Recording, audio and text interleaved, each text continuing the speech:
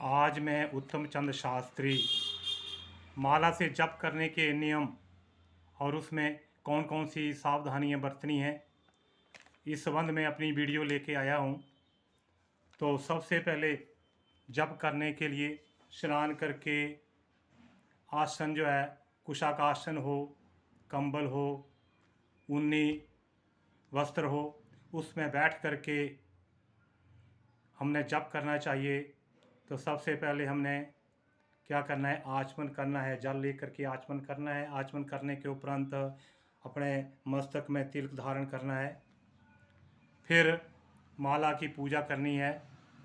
तो माला की पूजा करने के लिए माला को आपने गोमुखी से बाहर निकालना है, परंतु सारी माला जो है इसको हमने गोमुखी से बाहर नहीं निकालना है, केवल इसका जो सुमेरु है इसको बाहर निकालना है।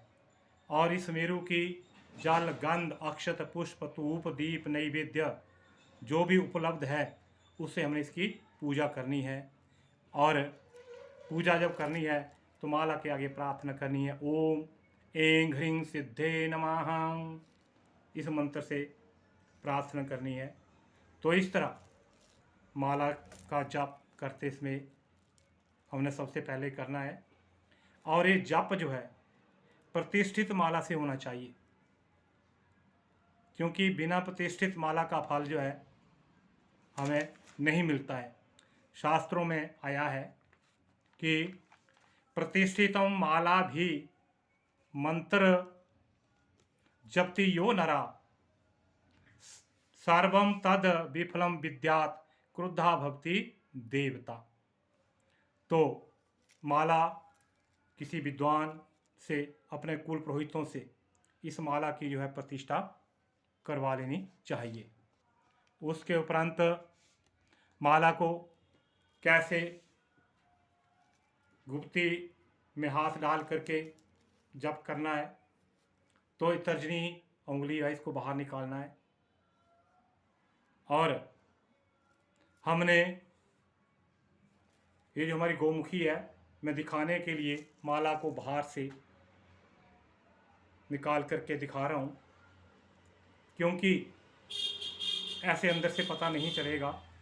जप करते समय हमारी जो है जप कहाँ करना है, दाहिने हाथ की मध्यमा उंगली जो है इसके मध्य भाग में माला को रखना है। और इस माला को कैसे चलाना है, अंगूठे के साथ जो है इस माला को चलाना होता है जप करते समय ऐसे।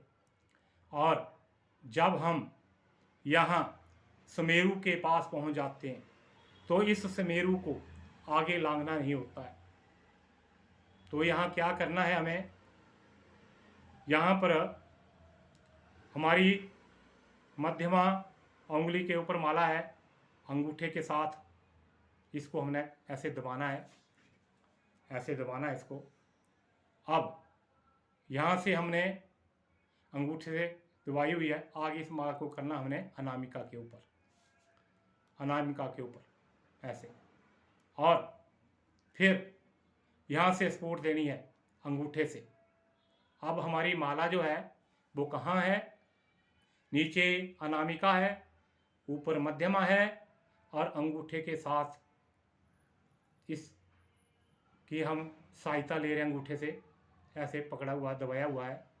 अब हमने क्या करना है, देखो नीचे से अनामिका उंगली को निकालना है ऐसे। अब ऐसे हमने निकाल ली ऐसे। अब हमने माला जो पकड़ी हुई है, एक ऊपर मध्यमा है, अंगूठा है नीचे उसे पकड़ी हुई है। अब इसको हमने घुमाना है ऐसे, घुमा करके वही मन का जो हमने पहले पकड़ा हुआ था सुमेरु से पहले वाला, वहीं वापस आ जाते हैं। तो इस तरह जप करने का विधान है। तो जैसे कहा गया है इसके बारे में कि अंगुष्ठम मध्यमाभ्याम च चालेत मध्या मध्यता तर्जन्यम नाश प्रिषेदेनाम मुक्ति दो गणन क्रमः। तो बोलिया इसको मध्यमा उंगली के ऊपर ही चलाना चाहिए अंगूठे के साथ। तो ये जप करने का तरीका है। तो इसलिए जप को इस उंगली के ऊपर रख करके और कहाँ करना है, गोमुखी के अंदर इस जप को करना है। इसके करने से तभी हमें पूरा फल मिलता है।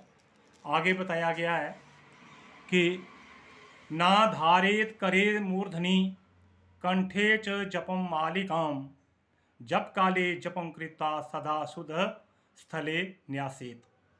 अब यहाँ बताया गया है कि ये जो माला है, इस माला को ऐनी ऐसे करके ऐसे सिर के ऊपर रख लिया। ना इस माला को गले में डाला जाता है और ना ही इसको जमीन के ऊपर रखा जाता है। इसलिए माला को कहाँ रखना चाहिए, साफ जगह में। तो या कोई चौकी ले लो, उसके ऊपर रख लो, क्योंकि ये माला जो है प्रतिष्ठित है, इस माला में देवताओं का वास है। तो इस चीज़ का ध्यान रखना चाहिए। और कहा है कि जप करते समय माला जो है वो कहाँ रखनी चाहिए, इसके लिए भी शास्त्रों में श्लोक आया हुआ है।